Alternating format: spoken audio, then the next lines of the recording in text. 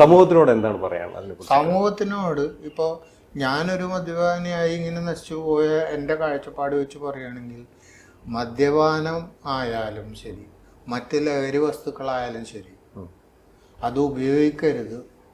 ഉപയോഗിച്ച് തുടങ്ങിയവരാണെങ്കിൽ അത് എത്രയും പെട്ടെന്ന് അതിനെ ഉപേക്ഷിക്കുക എന്ന് മാത്രമേ എനിക്കിപ്പോൾ പറയാൻ പറ്റുള്ളൂ.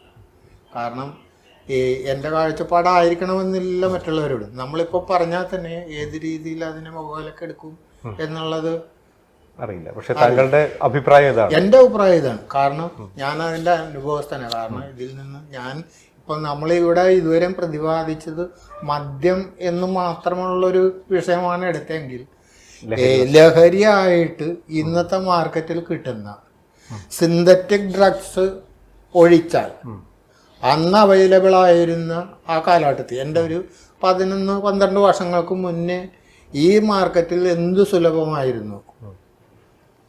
ആ വക എല്ലാ സാധനങ്ങളും ഒരു തവണയെങ്കിലും ഞാൻ ഉപയോഗിച്ചിട്ടുണ്ട്.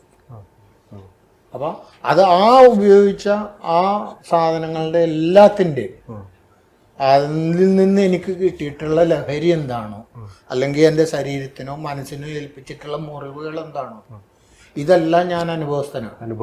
ആ അനുഭവത്തിൽ എനിക്ക് നല്ല ധൈര്യമായിട്ട് പറയാൻ പറ്റും, ഇതെല്ലാം ഏതാണെങ്കിലും ഉപയോഗിക്കുന്നത് അവസാന അപകടത്തിലേ ചെന്നെത്തും.